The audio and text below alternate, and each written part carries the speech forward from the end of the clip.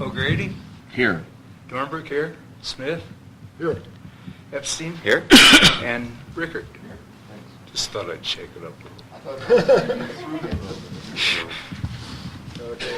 Eric, any announcements? We'd just like to welcome everybody to the regular KMPUD Board meeting. It's being broadcast live on our website. If anyone has any questions, please email me at echristeson@kmpud.com, and I'll read those to the board as they come in.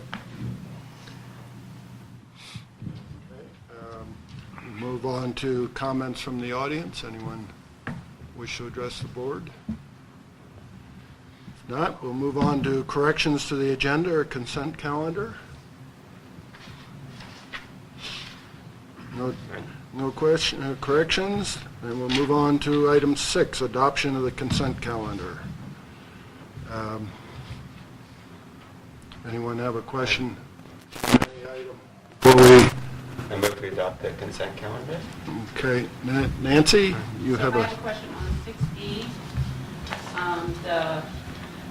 to the Bank of the West for $17,470. I understand that some of that has to do with the general manager's training come June, the staff's passes, but what else is in there? That's a large amount of money. I'm happy to provide you with the list after the board meeting if you like. I don't know everything right off the top of my head. Okay. So I have a recommendation, I don't know what the level would be, maybe above $10,000, that it just, I feel like I'm wasting everybody's time, but just provide an overview, stick it in the packet or something like that, or provide it at finance. Just a thought. Well, the general manager's training was $6,800, and all of the employee passes, they were at $200 a piece. So, and also the holiday party at $3,500. So, it just was a big month. That's all. Okay, thank you. Okay, There was a motion, wasn't there? Yes, I moved. I'll second. moved and seconded to approve the consent calendar or adopt the consent calendar? All in favor? Aye.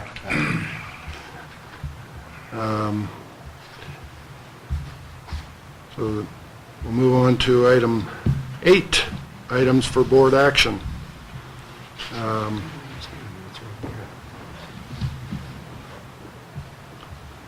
Kelly, good morning.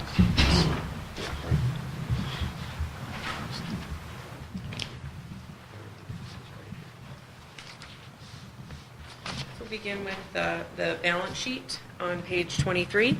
The only notes I have for the balance sheet were to note the variances in restricted cash and total unamortized debt expenses. This is just due to the timing of the ITCC payment to PG&E, which was made in December. And also the variance in total current portion of long-term debt and long-term debt less current portion, and that was just, again, due to the timing of the funding of our C8 loans, which were received in December as well. Congratulations. Thank you. Yes, and we did, on that same note, pay off the NRU CFC bridge loan on December 31st as well, so there won't be any additional interest payments or anything like that. We were able to get that all closed out by December 31st. So, any questions on the balance sheet? Okay, we'll move on then to the combined income statement on page 25. Operating revenues for the month of November were up from plan by $34,000, and year to date we're up from plan by $140,000. Year to date total operating is up from plan by $373,000. So again, a good start to the beginning of the year when we're slower. Moving on to the General and Administrative Fund on page 26. You'll notice a variance in operations and maintenance. and this includes $1,200 for the furnace repairs here in this building, and $6,875 for general manager training at the University of Idaho. Iowa? Idaho. I'm not driving to Iowa. I am driving to Idaho, though. You'll also notice a variance in operating expenses, and this includes $2,133 in miscellaneous vehicle repairs. It included a new clutch and some other things for our aging fleet of cars and trucks. Moving on to water on page 29.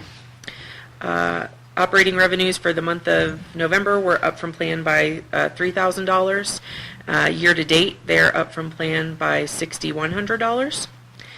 And year-to-date total operating is up from plan by $22,000, but again, still operating at a loss of $59,000, just not as much as we had budgeted for. Moving on to wastewater on page 30. Operating revenues for November were up from plan by $3,200, and year-to-date they are up from plan by $19,000. Total operating is up from plan by $59,000, but I don't expect that to stay that way. We've got several invoices coming from Tesco for repairs at the wastewater treatment plant that we just haven't received yet, so I don't expect that to stay that way, unfortunately. Move on to electric on page 32. Operating revenues for November were up by $49,000, bringing year-to-date total revenue up by $107,000. Total operating for electric is up from plan by $202,000. And you'll notice a variance in the other revenues, and this was just due to the timing of our receipts for our carb auction. They were received in December at $47,000, so more than we had budgeted for.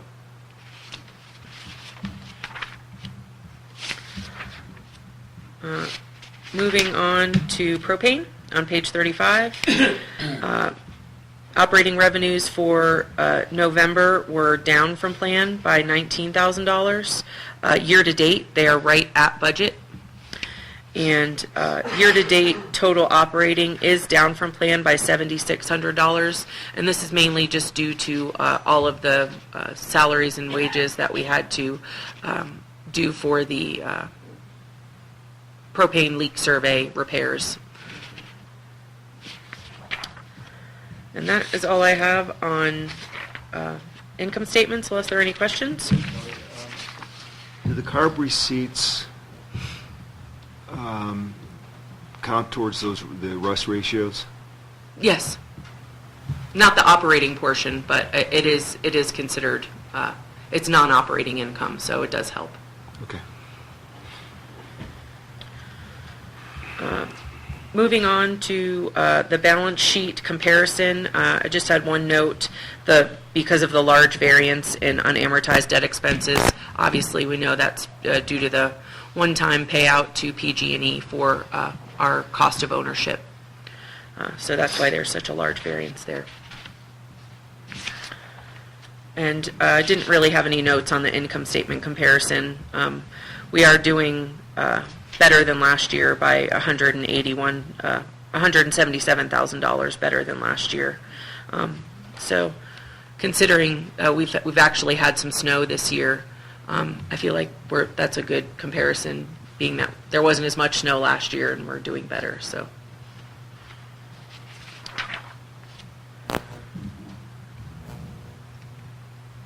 Moving on to November EBITDA, we were better than planned by $27,000 for November, and year-to-date we're up by $392,000.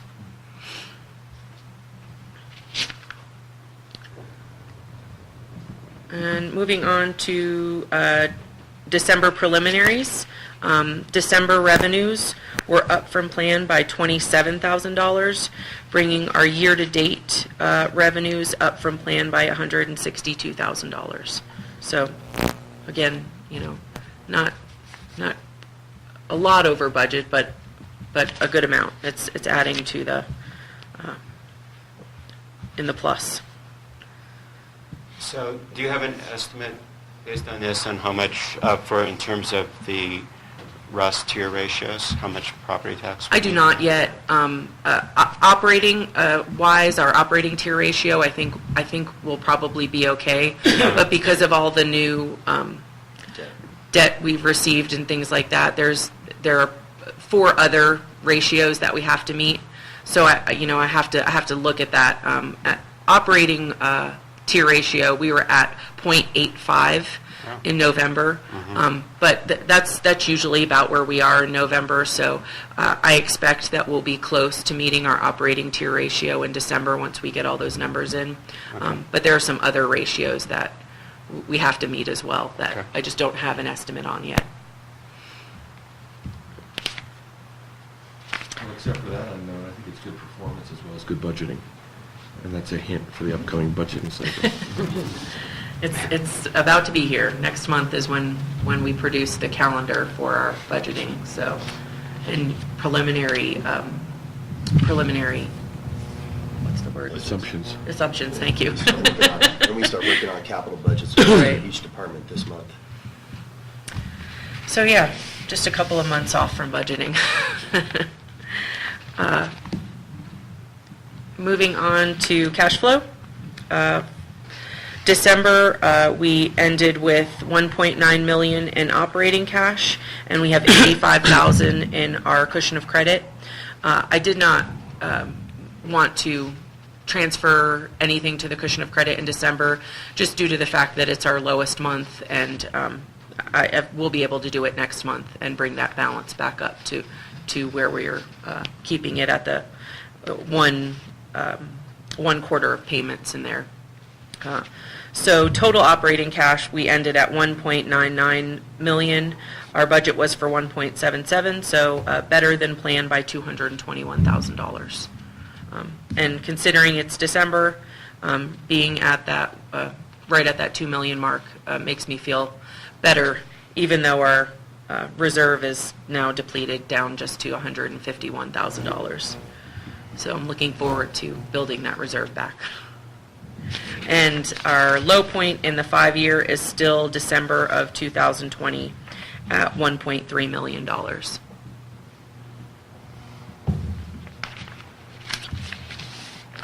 It's pretty remarkable given all the money we sent to PG&E I think that in a positive way. being Remarkable. prepared, we were preparing for it. So, And without the Bank of the West. Well, so, any questions on cash flow? Okay. Moving on to budget variances. We've added to, we did previously have the general manager training on the variance sheet, but it was actually budgeted for. It shouldn't have been on the variance. It was just straight lined through the budget rather than, putting a lump sum in 1 month. So that's why you saw the variance in G&A, but it actually was budgeted for, so it shouldn't have been on the variance sheet. So it's been removed from the slide and will be removed from the actual printed sheet as well. So we did have Riley Heating on there for $1,200 for the furnace repairs, and then obviously the miscellaneous vehicle repairs at $2,100 have been added to the budget variance because we have depleted all of our budget for vehicle repairs, and there are more coming apparently. Yeah, So at least another 3,000 coming. and that is all I have on finances. Any questions from the board? From the audience? Any questions? We'll move on to 8B, surplus equipment. And Eric, you're handling this one? Yes. So We ran this through both operations and finance committees. And we asked each department to, basically, as I came in, there's a lot of extra stuff sitting around that we have no use for. And I asked each department to go through and prepare a list. That list was vetted by operations and then ultimately finance. And this is what we came up with for sale. The protocol for this process is we have to offer it to other public agencies in the area first. They get first dibs on bidding on anything. If once that's done, then we notice it and we publicly bid it with sealed bids and envelopes. It's the easiest way to do it. That way they can just drop them off here at the office. If they hit our minimum valuation, then we sell it to them. If they don't, then we have to bring it back to the board for consideration based on the bid that was received for the items. There was some question from operations about keeping the the generator that we sort of own, but not really. But they've just left it here, and it does not run. For spare parts, staff felt it was not helpful to keep for spare parts based on the space it takes up. It's just not useful. And then we did look into getting old Betsy, what it would take to get her CARB compliant, and it was more cost than the unit was worth.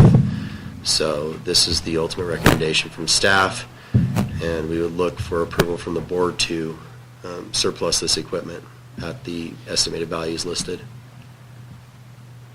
So Eric, just looking at all these transformers, we would never use these? No. These are...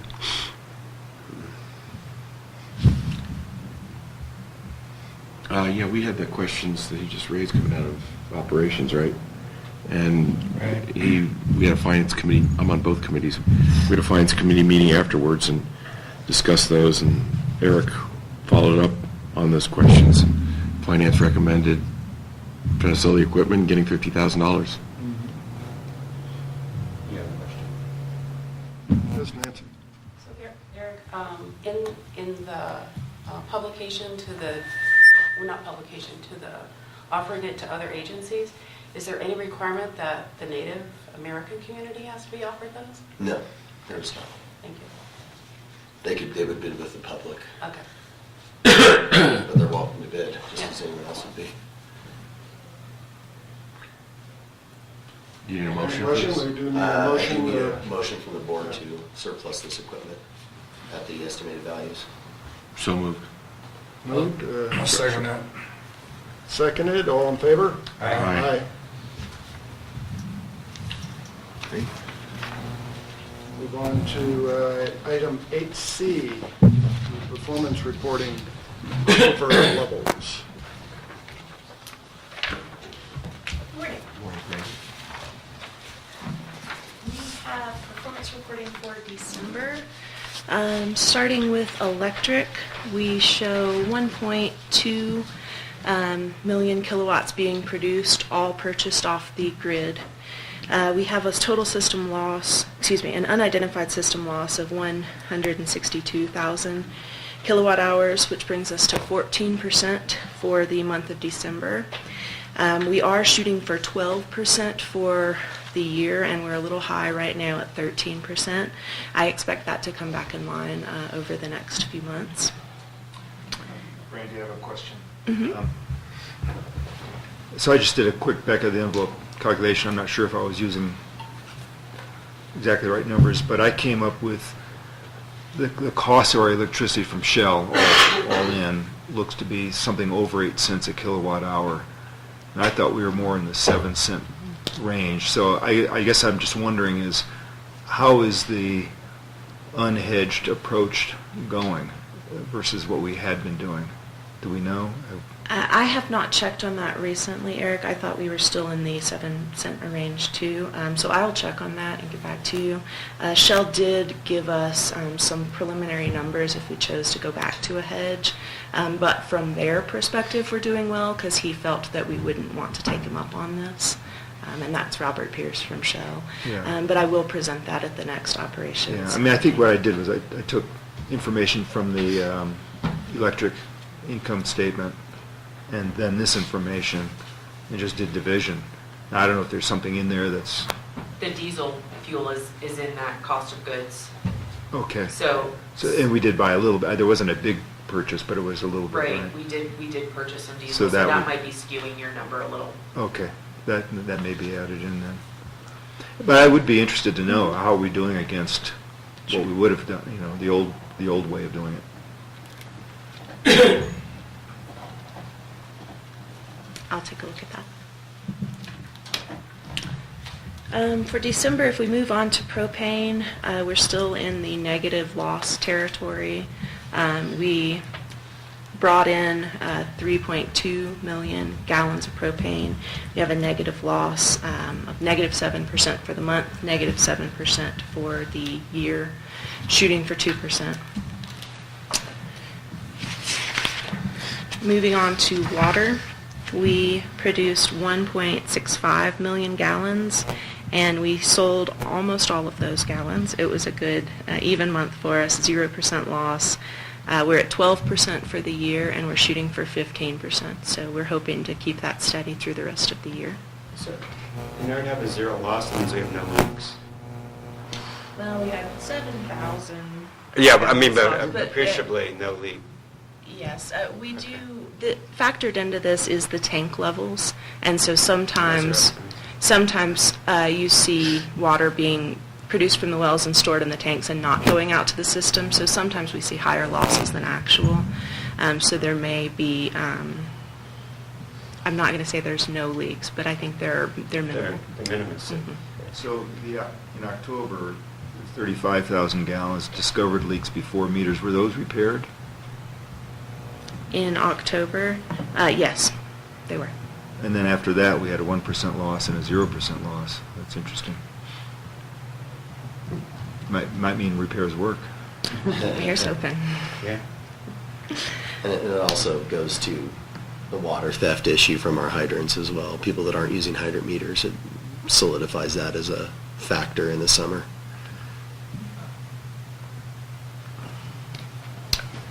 Lastly, wastewater. At the plant, we processed 1.9 million gallons. We had I&I coming into the plant of 273,000 gallons. So our unidentified losses for the month were 14%. We're at 11% for the year. And in operations, the committee had asked how this compares to the last years. So I did a table here to show of particular interest was wastewater and how our repairs this summer helped or did not help. Basically, you can see here in 14-15 for wastewater, we were at a 13% loss this time of year. 15-16 was similar at 14%, and then we had two really high years. Lots of water coming in, lots of I&I, and this year we're at 11%, which is the best that I've seen at this point of the year since we've been tracking performance reporting. We haven't had a lot of rain events, so we'll still be testing this out, but it does lead us to think positively on our repairs. And the same information here, just in a graphical format, you can see that in general, we've been tracking in the right direction.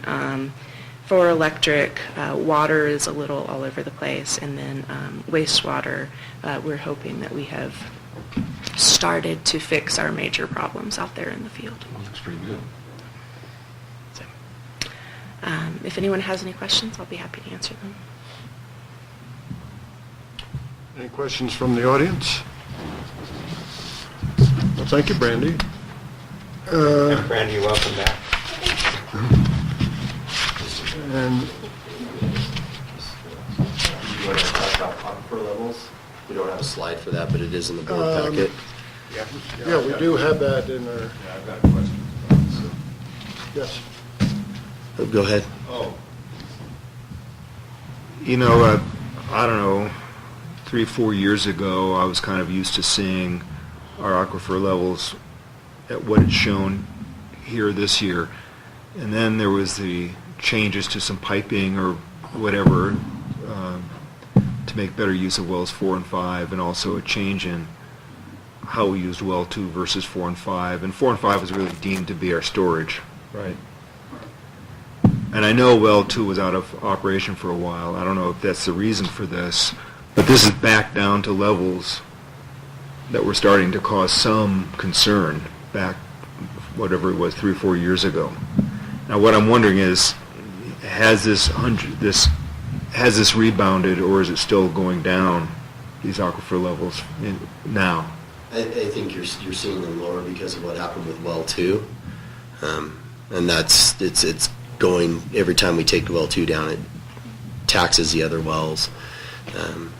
So this is not where we'd like to see it, but it's just a function of well 2 being... Is well 2 running now? Well 2 is running now, yes. They run it about once a week. But as you'll see as we start coming into the budget process, it is going to be staff's recommendation that we drill a new high production well and abandon well 2. And it's just a shallow, surface water influenced well that's subject to coliform hits based on its depths, and that's why we have to keep shutting it down. And it's more hassle than it's worth, quite frankly, to the district. And the regulators are also starting to look at it with a more keen eye. Interesting. Well, do you think, is there any concern on staff's part for this year regarding our water supply? Not at this time. If we didn't have any more snow the rest of the year, I might give you a different answer, but we'll burn that bridge when we get there. But I mean, in these winter high-use months, when not much water is probably coming in to those aquifers before the melt, you don't see any concern? Not at this time. Has that number rebounded at all in January, or? You're referencing page 61 of the board packet, I assume? Or 49. Take a look at page 61, and you can see the 3-year historical average. And well 4.5 has definitely dropped about 20 feet. However, I think some of that is, like Eric was indicating, with well 2, but also we had an issue with the sand separator in well 3, and so we weren't running that well as much either. We just recently got a new sand separator this week, so we'll be trying to rest 4 and 5 more to see if the 4 or 5 numbers come back up to what the historical average was. But we'll continue to monitor it, and the last thing I want the wastewater superintendent, Derek Dormick, to do is he does on page, on the performance report that Brandy's using on page 49, he actually sounds a well on a monthly basis to make sure the numbers we take in the plant match the numbers in the field. And they're off, but we know that they're off. I want to make sure that the device that he's using to sound the well is still accurate, working correctly, and that measurement is consistent with what the historical average is. So we'll definitely bring this back to operations, continue to do reports on how we're doing.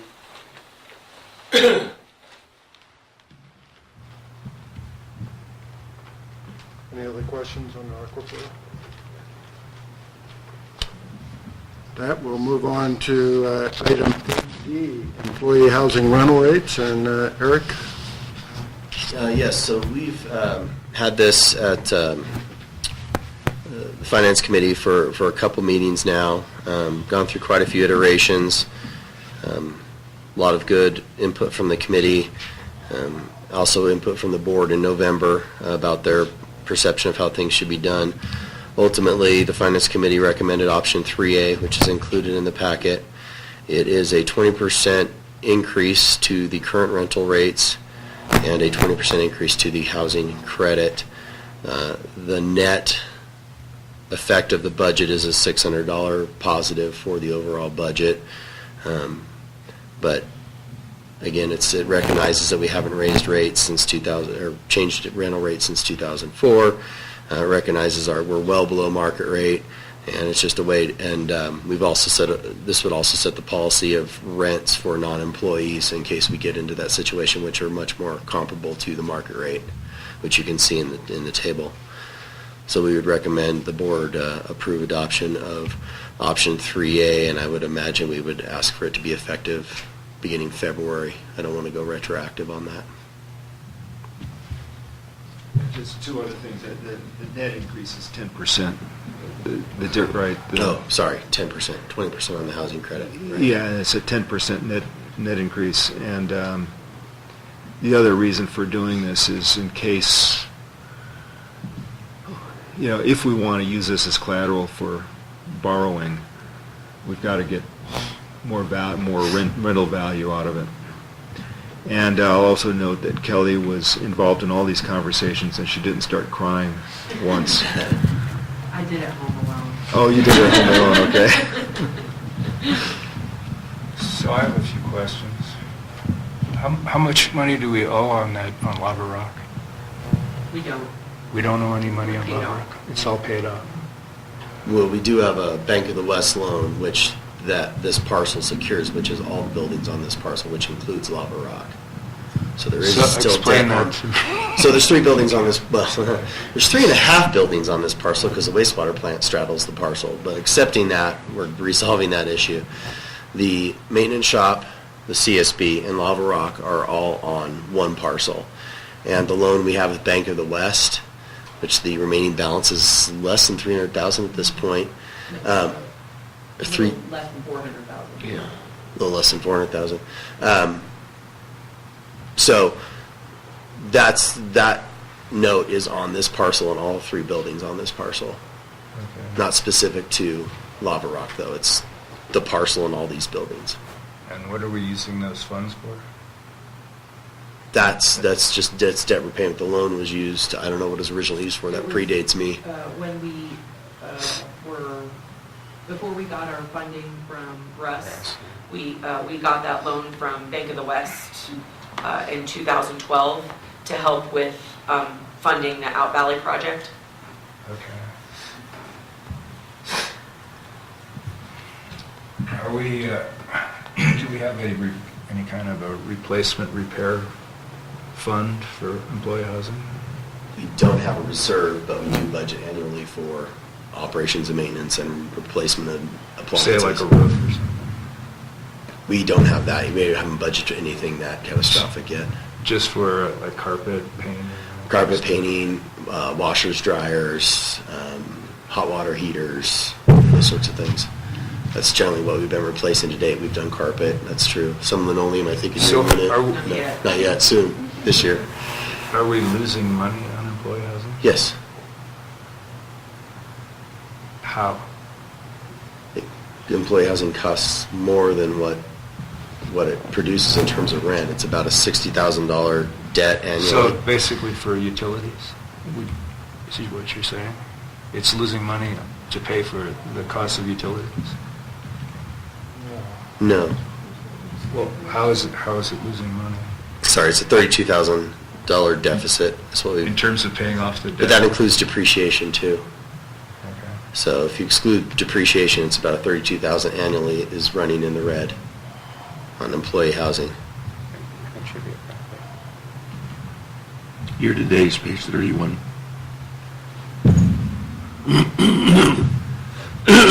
And it's also discussed at the bottom of page 50.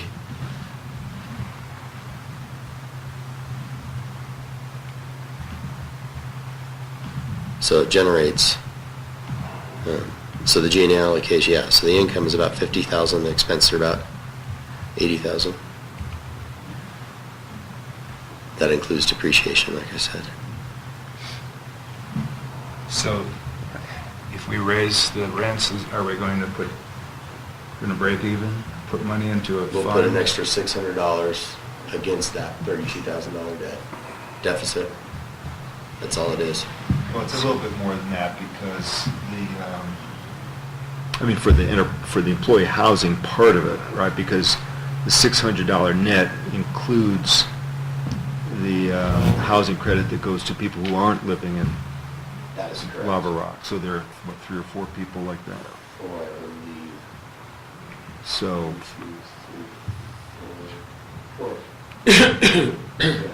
so 480 times 12 times 4 plus the 600 is what the net increase is to the employee housing Yeah. department. Times 8 would be to the employee housing to that budget line. The employee housing credit comes out of G&A, not out of employee housing. So the housing credits, The department that or the department the person works in. Yeah. Oh, okay, for all of them. Correct. Okay. So that's not in the housing, the housing credit's not in the employee housing Right. budget item. So the increased rent is $13,000. Correct. So we'll improve the income statement for employee housing by about $13,000 a year. Correct. The other departments will take a $12,000 hit the other way. Right. For what it's worth, we consider this, I don't want to use the word emotionally, but we had a debate about this for 3 meetings, right? And at the Finance Committee level, and I think a number of questions were asked about whether we would lose employees, and the answer was no. Is that correct? So the Finance Committee concluded 3 months unanimously recommending this. Would we lose employees that actually live in the valley, though, is my question. Oh, that's what we were asking Right. specifically. I don't think we'd lose employees over this. But I think the question was, would a 10% net increase cause employees to choose a different housing option outside of the valley? And the best conclusion we could come to after looking at how many alternatives did we look at, 5 or 6 different alternatives and debated those, was that a 10% increase, and particularly given the comparables, what people could do elsewhere. Let's face it, so, somebody in a 1-bedroom apartment is going to be paying $740 in rent, but getting $480 back. So they're a net $360 a month for rent. They're not going to get that anyplace, anywhere close to that anyplace else. So I think a 10% increase is not going to cause angst, and that's why I said Kelly. I didn't hear Kelly crying at any given point, and I think she knows her colleagues. And with the and so increase to the credit, it basically netted out the increase to the rent. in large part. Right. So we tried to be really sensitive to that issue because we knew we're all sensitive to that issue. So, yeah. Well, especially for the volunteer fire department, is where I see it. That's the biggest potential to attract people to join the volunteer fire department who maybe aren't already working for the district. So I can see a rationale for using property taxes to subsidize this. Sure. To me, staffing is the biggest issue, biggest challenge that we're going to have going forward, and for not just us, but for everybody. That's why I'm pretty reluctant to vote for this. Right now, there are no rooms available to non-employees, right? There is now one of our seasonal snow removal operators is no longer with us. And so there is a 1-bedroom unit available, but we're saving that for the mechanic, which we just completed interviews of last week, yesterday. One thought had been, but it's not in this proposal, one thought had been that we discussed that was that if there's a space available, for more than just a month, we have to keep space available for seasonal people, snow removal people. But if there's a space available, and we know it's going to be available for at least the season, if not longer, the thought was that, and the person were an active member of the volunteer fire department, that they might either pay the market rent but also get the credit, or pay the employee rent but not get the credit. Something like that, so they would get something of the deal. So that's something that could be considered too, I guess.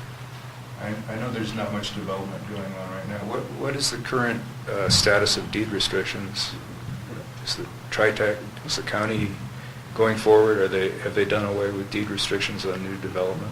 There has been, we talked about that today, yesterday actually, at the Uh-huh. planning committee meeting. We got, we tried to get, well, we didn't really get an update from either Vail or developer, other than they've, the developer's perspective is Vail's not interested in pursuing a new ordinance, but Brian Bigsley is going to be setting up a conversation about that with Tom Fortune. And we took away an action item on the housing front as well. Which we'll talk about. Which we can talk about during committee reports, but things are still as they have always Okay. been since a specific plan. Because that's essentially how we built Lava Rock, was by selling deed restrictions. Right. Yeah, there may be another way of doing it, that we'll talk about. Okay.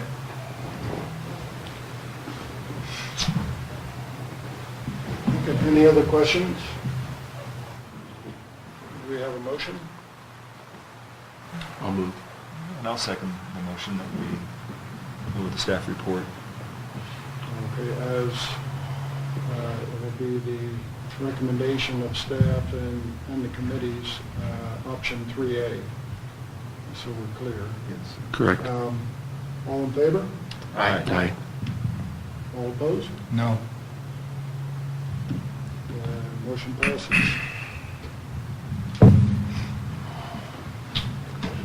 Out of the big controversy.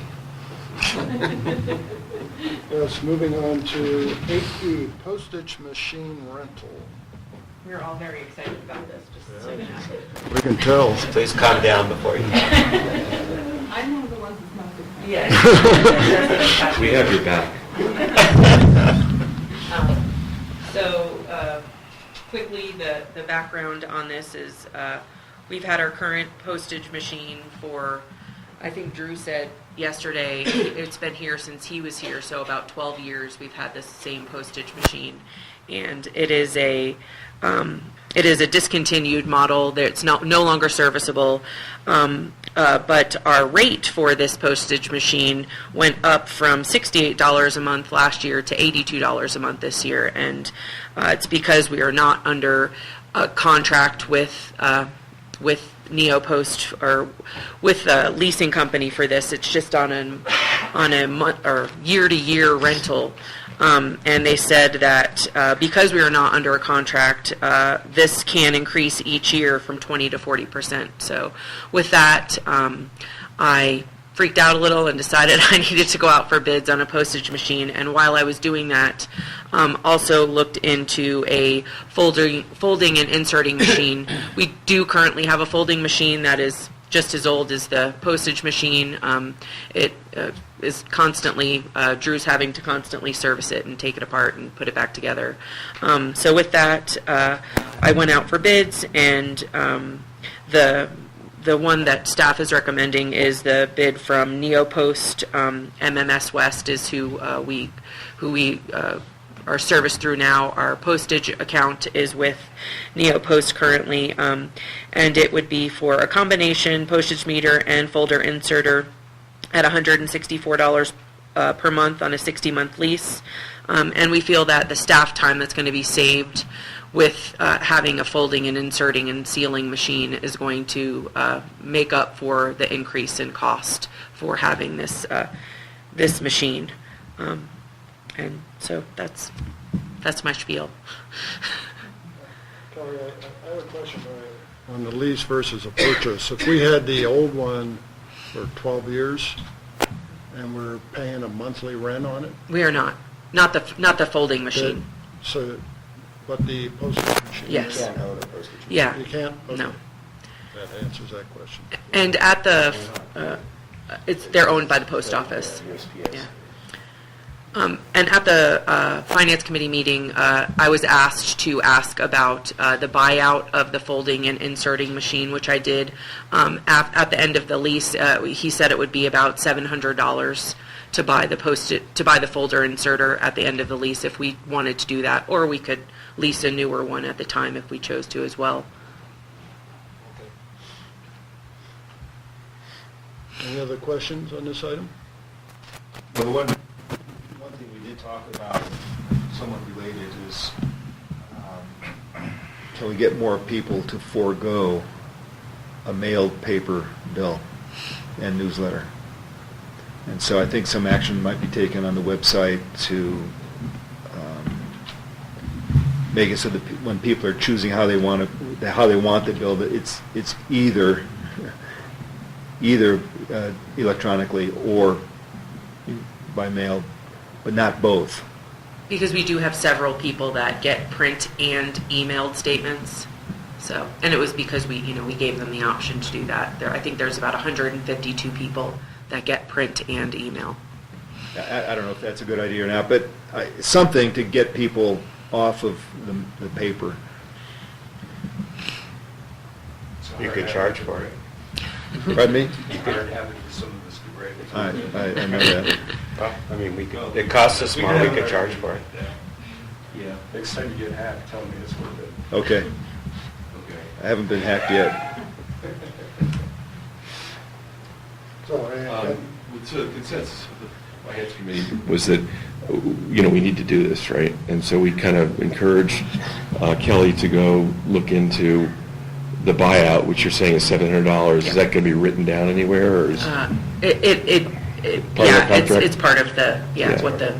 So the consensus of the Finance Committee is we need to mail out paper bills to people who want paper bills, and that they should go make the best deal they can, and we should do this. Is that fair, Eric? Yes. Or should I state that more eloquently? I think it was pretty eloquent. There was not a You can do that in a motion. motion. Yeah, we didn't need a motion. Yeah. This is more just, Informational. yeah. So do I hear a motion? We don't need a motion. Oh, you don't? No, this is just informational. You can mail in your opinion.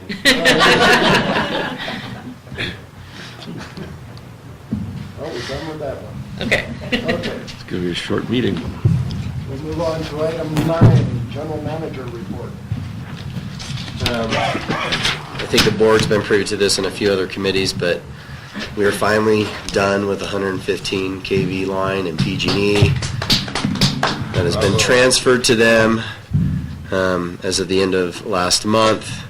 The ITCC tax has been paid to them as the end of, or given to them so they can pay to FERC as the end of last month. And as of December 28th, we received the funds from USDA for the C8 loan.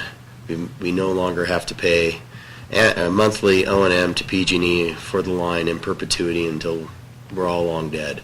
It's all over with, and special thanks to Bob and Standish for helping with this and getting me acquainted with all the nuances of this debacle.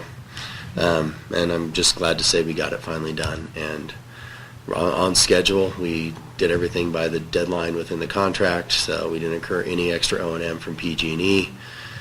I assume they've cashed the checks now. They have not. Oh, dear Lord. They have. Well, Let's put it in a cushion of yeah. So It's kind of remarkable. I'm just glad we're done with that. Two things I want to add that didn't make it onto the slide, just thinking today. We did talk a little bit about fleet and fleet maintenance. Our fleet is at the end of its useful life. We're spending more money than the vehicles are worth. So we will be needing to talk about this in the upcoming budget cycle, what we're going to do about that. Do we continue to throw good money after bad, or do we look at a fleet option with like an enterprise lease program, or do we look at replacing vehicles one a year? So that's something we'll be bringing back to the various committees, probably starting with ops and working our way through.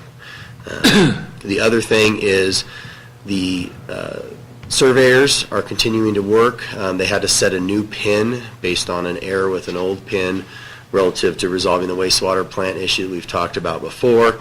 They were out here, and I think they've got that done. They did it in the snow, which I was surprised they would do that, but they did. And they've already talked to Zach at Alpine County, and the consensus is there's no issue from the survey department or the planning department with the boundary line adjustment. We've already received approval from Bank of the West. They will subordinate with the boundary line adjustment.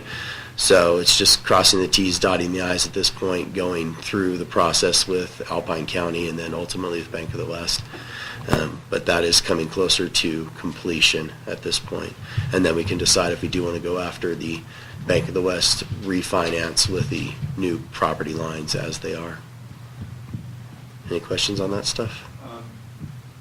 Has there been any more information or progress or interest from Caltrans to connect to our line? They're going in spurts. They're very anxious one day, and then they aren't anxious for 2 months. They're getting a bit of a runaround from PG&E. No kidding. Wow. Honestly, PG&E should just give that service area to us and relinquish it to us. We should go through the LAFCO process. It's much simpler. PG&E is just making it onerous on them. Luckily, the verbiage that was included, that we would do our best efforts to provide them service, it wasn't a commitment, which was good that we have that, because PG&E is not budging on some things that there's no reason for us to take on the additional risk. I mean, I understand what the LAFCO process would be, but would this also be a FERC thing, or? It would not be a FERC thing. It would be CPUC for PG&E. We're not subject to CPUC jurisdiction. So PG&E would have to deal with that aspect of it. We would have to deal with LAFCO because we fall under their jurisdiction for our service area. Interesting. Any other questions? Got off easy. Rick, the operations report?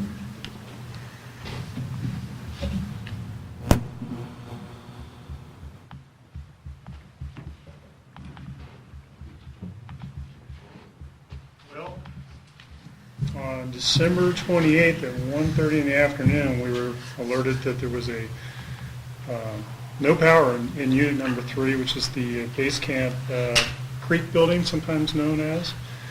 And so staff went out to investigate. We checked our equipment and found that really no issues on our side. Unfortunately, the base camp has a ground fault within their HOA. And in this picture here, in the area in yellow, is where we believe the ground fault is located. Of course, things happen always on a holiday weekend, and so we scrambled to secure a rental generator from Cashman of California, and it took some time to get it up here, but staff was able to get the generator up here in place and in service that next evening, and has since been on a rental generator since then. We've been working with the HOA and continuing on trying to establish exactly where the ground fault was, as well as calling in for proper USAs to locate all the utilities. This project has been delayed due to snow, of course, but we did basically trace out a new line for the utility, and then, as I mentioned before, we used a device called a thumper to try to help us identify where the exact location of the fault was, and I think we've got it narrowed down within 10 or 15 feet, Brandy, of where the fault is. So staff has been given, or district's been given a green light to go ahead and replace the line for the HOA. We've got stockpiles of material at the powerhouse, which are under tarps right now. We've rented a trench, an asphalt cutter, and it actually cut a trench for this project. And I apologize for bouncing around so much, but in this area in yellow, or in orange, is actually the new trench line that we'll be cutting, and we've begun the project working from the transformer, the meadow side between Sun Meadows and Base Camp. And of course, everything goes slowly at Kirkwood when you find multiple utilities within the proposed trench line, including a concrete shelf that we were unaware of, which is to the left of that picture. So staff had to take the time to actually cut out that concrete shelf, which was protecting some other lines. This is a picture of the multiple utilities that were found in our trench, proposed trench, including the Volcano fiber optic line, which is there in orange, which is about 6 to 8 inches below grade. So weather permitting, we will continue on this project and try to get it in as quickly as possible to eliminate the the rental generator that's in place now that staff has to fuel up every other day essentially. And certainly we'll bring back reports to the committee and the board as we go along. Any questions about that project?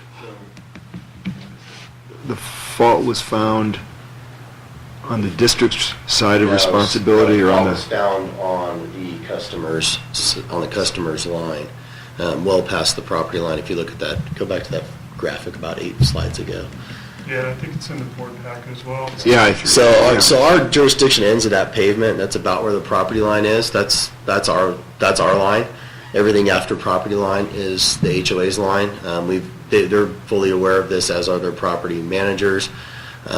They realize that the initial costs of troubleshooting, finding this out, setting things up, the district will be absorbing that because that was troubleshooting. But once we identified it definitively as their line's issue, the rental generator, the diesel fuel, our time, construction costs will be the HOA's burden to bear, not the district's.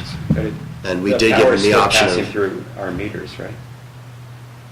power is via the generator. Yes, we'll be netting out those versus the generator costs. We've advised them of that as well. Okay. That is true. But at this point, they understand. We did give them the option of hiring their own contractor to do this. They elected to go with us to perform the work. so this is presumably the original line that was put in. Oh, would you go get that out of the, yes, get that. You know where it is, Brandy? Yeah, actually, I did have a show and tell for the board, and I completely forgot. This is that's a nice word that it's not the word we've been using. But it was old aluminum direct burial line. We're replacing it with conduit, properly sized conduit, copper lines, and we'll be pulling those through. It did accelerate the purchase of the tugger, which we already had budgeted, which passed that to Standish. But that's what was in the ground. That's an old splice you can see, but that's what's in the ground there. And I imagine that's pretty uniform throughout anything in the valley built between the 70s and 90s. Yeah. And so we're going to be seeing more of this, but not good. But the crews did respond well and get that generator and worked. A lot of people came in on days they had scheduled off through the holidays, which was much appreciated by base camp and by management. So.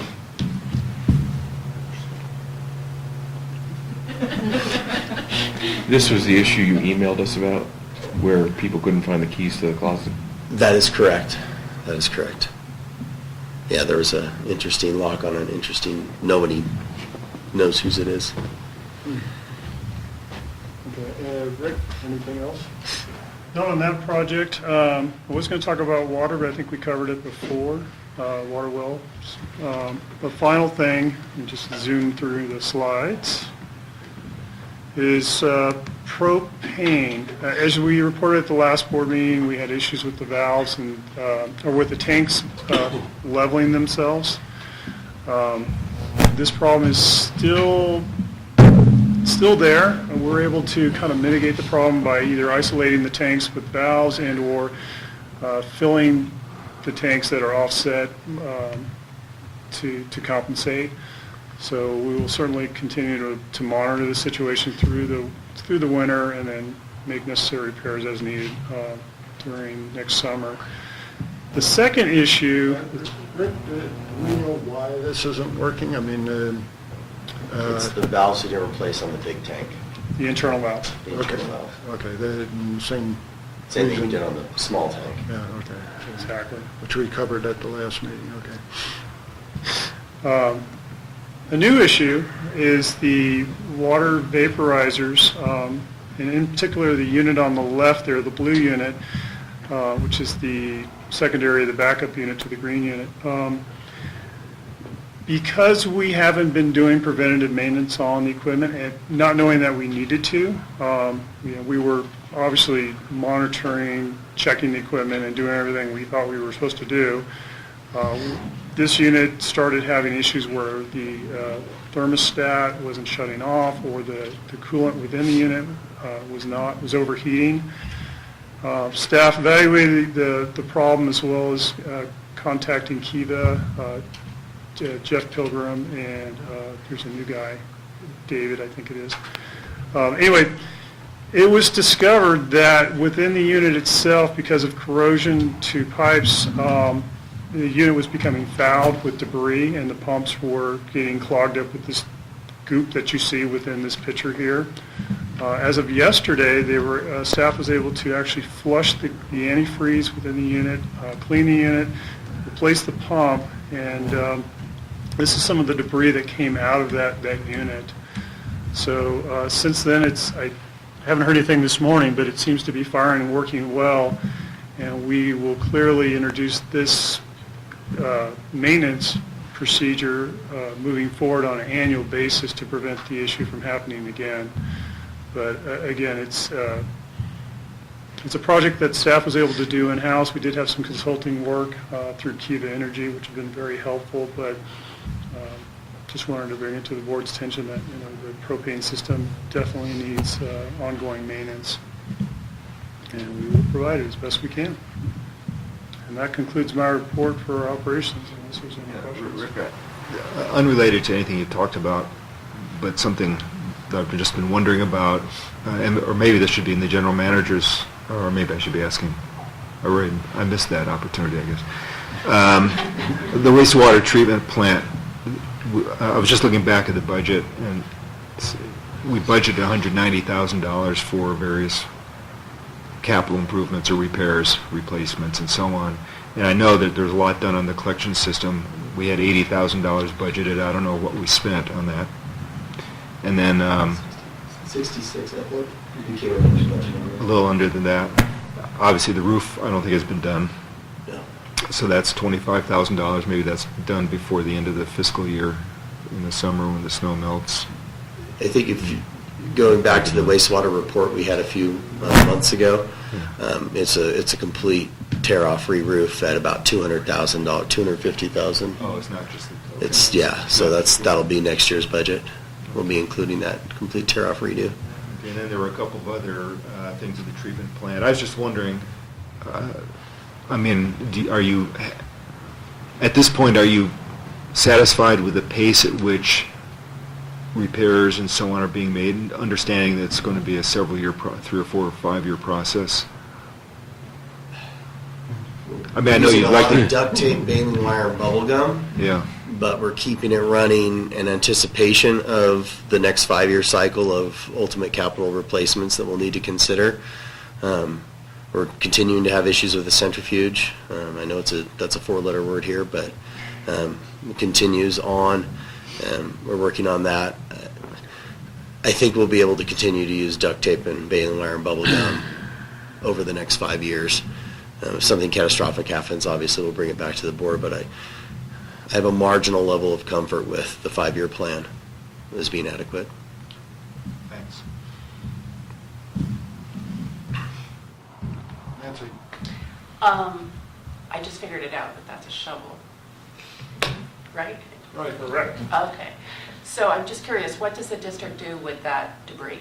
Is it an environmental issue?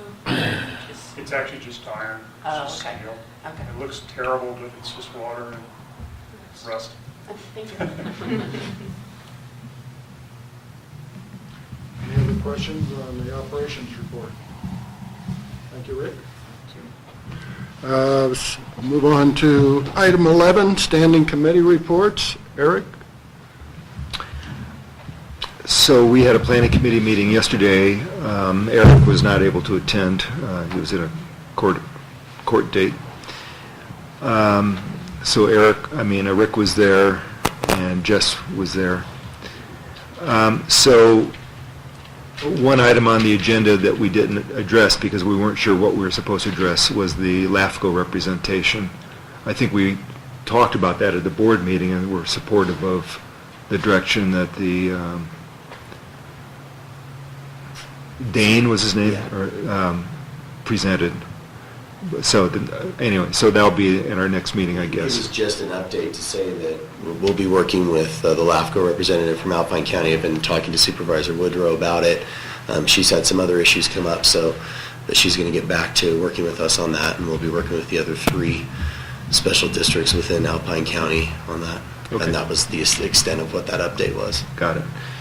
We went through our, the mission and strategic goals statements and did some final, just confirm the final edits, and that's ready to come to the board. We did a mid-year review of FY19 goals for associated with planning, and left with a number of follow-up items, both for committee members as well as for, did we leave anything for staff, or was it just committee members that have to do something? That's because, yeah, Well, it it's should be. just, see, Rick is a very talented guy. I mean, Eric always walks away with action items, and we got him this time. Anyway, do you want to mention the housing piece associated with that? So the two other things that we talked about, one is in terms of employee housing. An alternative model would be to get a private ownership that would rent it to us under a long-term exclusive lease. And that's particularly attractive currently because of the special tax benefits that you can avoid paying capital gains if you invest in a project in designated areas, of which we're one of them. And so one of the things we discussed is whether we're going to pursue this opportunity or just, right now we're going nowhere on housing. And I think it's because the capital cost. Vail expressed the fact that they've mostly secured leases in South Lake Tahoe for their employees. We said, well, if there was a comparable price here, would you agree to signing a long-term lease? And they didn't say no. Okay, so I think there's kind of an overall question of whether we should pursue. This is a one-time opportunity. I don't expect it to come back up again. There's a similar thing I'm doing with the University of California in Berkeley, where there's going to be a privately financed building, and the university is going to lease it for its useful lifetime. And again, the reason for this is the huge tax benefits, which only affects someone who pays taxes. So we could potentially do that here and maybe clean things up. So that was one thing we talked about. There's no conclusions, except I was requested to provide a write-up of what it would look like. Yeah, and then the other item, well, another item for follow-up was, has to do with Vail's, whatever it is, 2030, 2035 goal of being 100% renewable energy.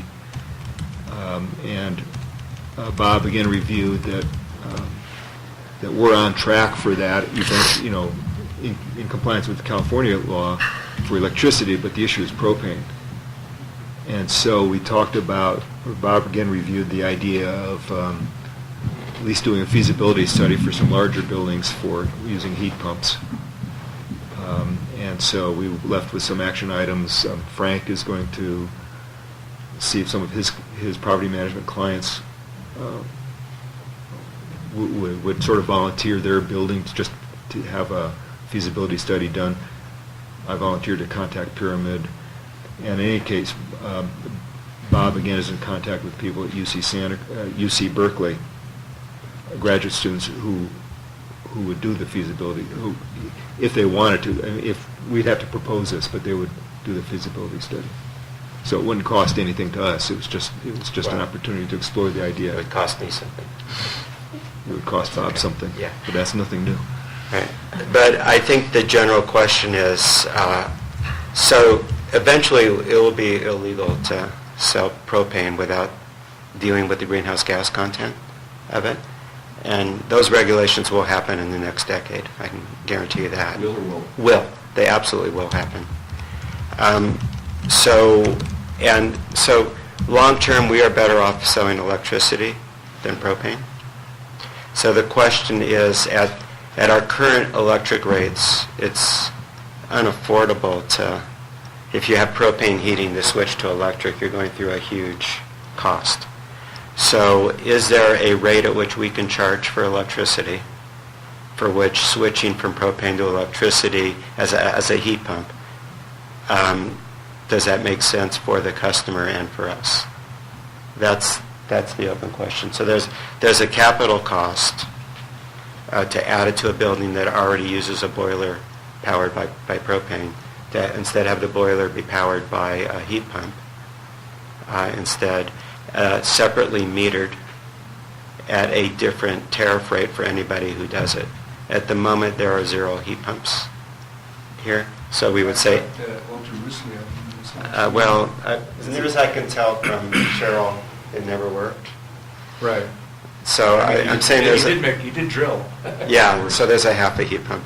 Okay. It's true, there's one experiment that did not have a happy ending, but I've never gotten the full details behind The it. drilling up here could be fairly problematic, don't you think? Yeah, well, I don't In this- know this anything terrain. except we will have a long-term problem, and if we can convert people to electricity and make it competitive. But that's the whole point of feasibility, it's just Right. a study, just to see. Take start 3 getting into it. buildings and say, what would we have to charge for electricity to make this pencil out for both of us? And it's going to be less than our current rate, but it would only be for electric heat pumps. It'd be a special tariff for heat pumps. That would be the concept. My guess is it's between around 20 cents, which would say that we would clear about 7 cents on that. That would pay for debt service on it.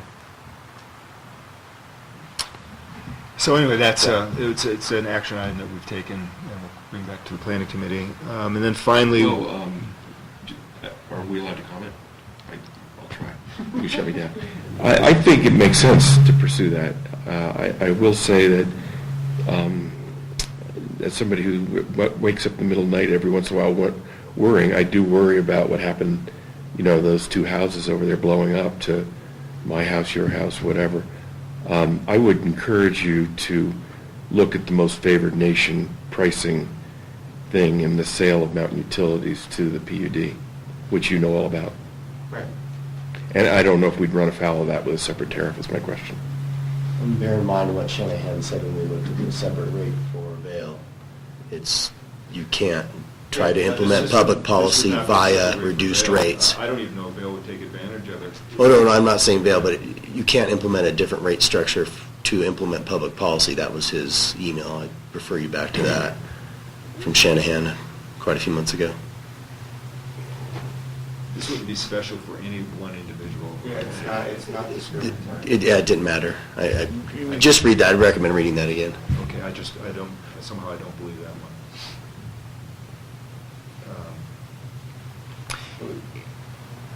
In any case, that will come back. And then finally, we did a first review of the proposed fire ordinance. I know operating committee looked at that as well. A number of concerns with the way it's drafted, but we understand that it's going to come back much shorter and heavily edited.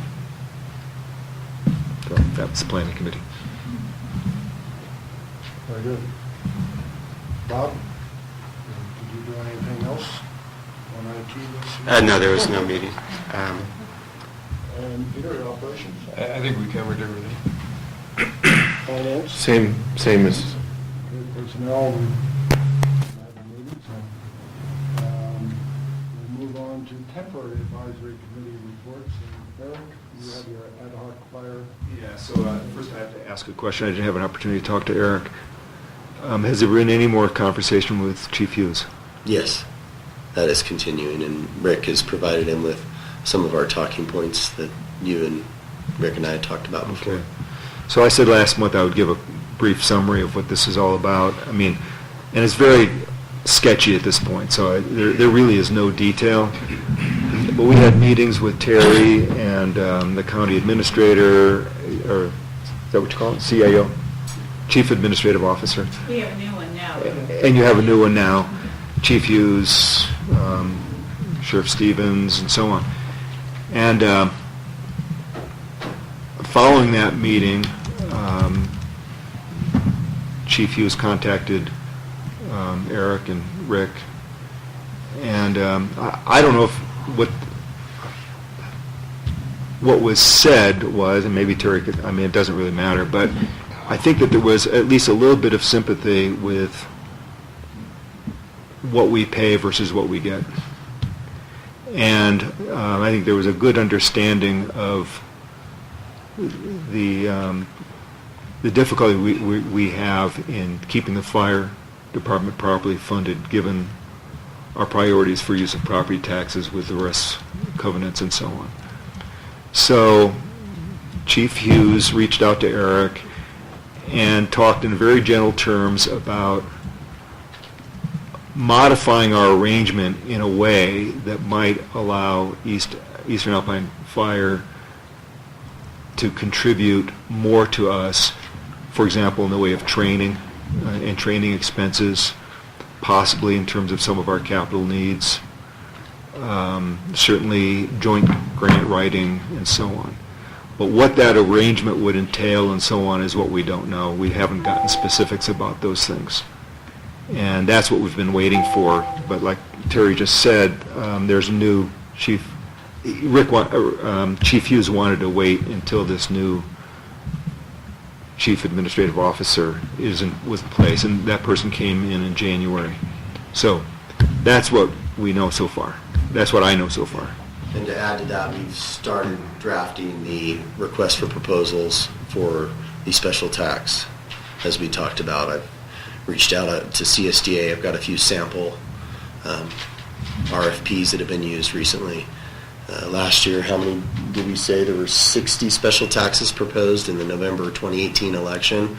And Rick and Jess have been reaching out to those fire districts to get copies of their proposed RFPs they put out, as well as their analyses.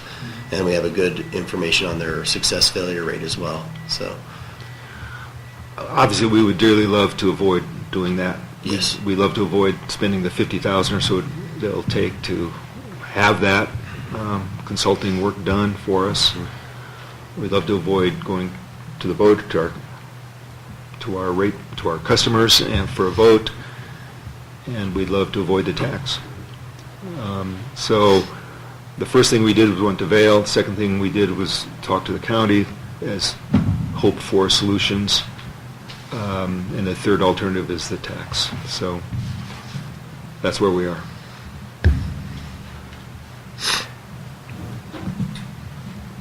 Any questions from the board, from the audience? With that, we'll go on to item 13, general discussion. I do have one item. Sure. Excuse me, I've had a number of people from around Kirkwood, both west side and east side, mention to me or talk to me about their perception that the roads have been icier than in past winters. I don't know if that's true or not. I don't know if that's would be a prevailing view or not. I do see some areas of East Meadows that I think are definitely icier than they have normally been. So I'm just wondering, in relationship to that, if, I don't know, maybe the operating committee, I don't know, some sort of a midwinter kind of review of how things are going with the new rotation process. By the way, no one talked to me at all about or complained or anything about my driveway's not getting plowed in time or roads are, there was nothing like that. So I think the rotation process seems to be, from that perspective, seems to be working. But how's that working? There's so much discussion around the GPS, but I haven't heard anything more about that. Is there a GPS update? I know things were changed on how that was going to be used, and maybe it was going to be tested against other measures. Well, we could make an agenda item, an update on snow removal at our next operations meeting. Yeah, that's like kind that? of what I was requesting. Sure. And also, I'm not sure